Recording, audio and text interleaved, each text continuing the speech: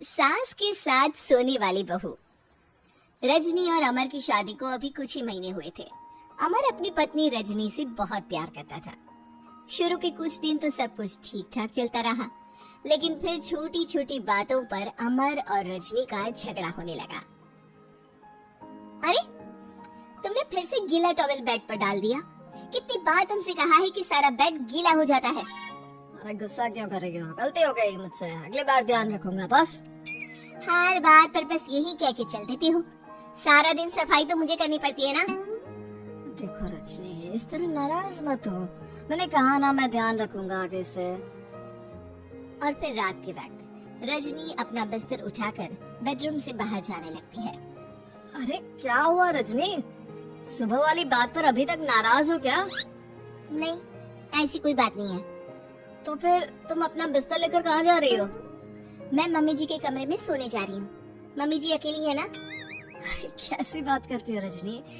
शादी के बाद लड़कियां अपने पति के पास अपने बेडरूम में सोती हैं। सास के पास कौन सोता है? मैंने कहा ना, मेरा मन कर रहा है, इसलिए मैं मम्मी जी के पास सोने जा रही हूँ। अरे रजनी, मेरी बात तो सुनो यार। मेरा भी तो मन करता है ना तुमसे प्यार करने का, तुम्हारे साथ रहने का।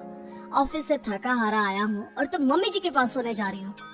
देखो, मुझे आज अपनी सास के पास सोने का मन है और मैं जा रही हूँ। इतना कहकर रजनी अपनी सास के साथ सोने के लिए उनके कमरे में चली जाती है। रजनी बेटा, तुम यहाँ? मम्मी जी, क्या मैं आपके पास सो सकती हूँ? हाँ हाँ बेटा, क्यों नहीं, बिल्कुल सो सकती हो। लेकिन सब ठीक तो है ना? अमर के साथ झगड़ा हुआ है क्या? नहीं मम्मी जी, मैं रोज रोज इनके साथ उस कमरे में सोकर बोर हो चुकी हूँ। थोड़ा सा चेंज हो जाएगा, इसलिए आपके पास सो जाती हूँ। आपको कोई ऐतराज हो तो बता दीजिए। अरे नहीं बेटा, ऐसी कोई बात नहीं, सो जा। और फिर अगले दिन, अमर बेटा, तुम्हारा रजनी के साथ कोई झगड़ा हुआ है क्या? नहीं तो मम्मी, ऐसे तो कोई बात नहीं है। क्यों, क्या हुआ?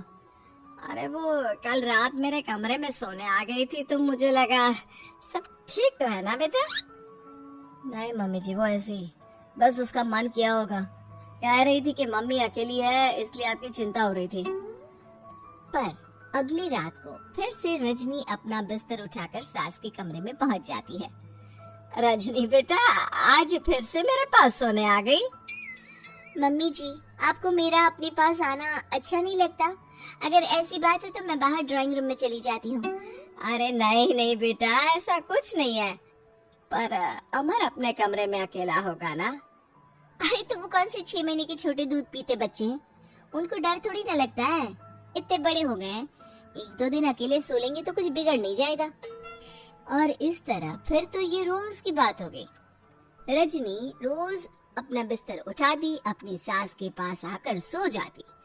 सास उससे कुछ इसलिए नहीं कहती है क्योंकि उसे लगता है कि बहू बुरा मान जाएगी। एक दिन सुबह सुबह, माँ मेरे लिए चाय बना दो, ऑफिस जाने का टाइम हो रहा है। अरे बेटा, तो रजनी से क्यों नहीं कह देते? मुझे उससे बात करने का बिल्कुल भी मन नहीं है। अरे आखिर क्या बात है बेटा, तुम इतने उदास क्यों लग रहे हो? देखो ना माँ, आजकल रजनी का बिहेवियर मुझे कुछ समझ में नहीं आ रहा। रोज रात को आपके पास आकर सो जाती है। अगर उसे मेरी परवाह नहीं तो मुझे भी कोई फर्क नहीं पड़ता। अमर गुस्से में ही घर से ऑफिस चला जाता है। ये देखकर सास बहुत दुखी हो जाती है। और फिर अगले दिन, मम्मी जी, मैं आ गई आपके पास सोने। हाँ बहू, सो जाओ। पर वो क्या है ना, आज मेरा पुरानी फिल्में देखने का बड़ा मन कर रहा था। कोई बात नहीं, सो जाओ, मैं पिक्चर देखती रहूंगी। ठीक है मम्मी जी। रजनी की सास तेज आवाज में अपने कमरे में टीवी चलाकर रखती है। इसकी वजह से रजनी को नींद नहीं आती, लेकिन वो पूरी रात करवट बदल बदल कर सोने की कोशिश करती रहती है। सास को लगता है कि अब रजनी उसके कमरे में सोने नहीं आएगी, लेकिन अगली रात फिर रजनी उसके कमरे में सोने के लिए पहुंच जाती है। मम्मी जी, मैं आ गई। अरे बेटा, मुझे लगा कि कल तुम ठीक से सो नहीं पाई थी। जाओ अपने कमरे में आराम से सो जाओ ना बेटा।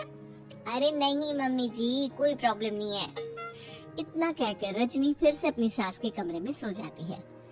आधे घंटे बाद, बेटा जरा मेरे पैरों पर तेल तो लगा दे। ठीक है मम्मी जी। रजनी अपनी सास के पैरों पर तेल लगाकर जैसे ही सोने लगती है, आधे घंटे बाद फिर से, बहू मेरे सर में बहुत दर्द हो रहा है, जरा मेरा सर तो दबा दे। ठीक है मम्मी जी, दबा देती हूँ। बहुत जोर से नींद आ रही है।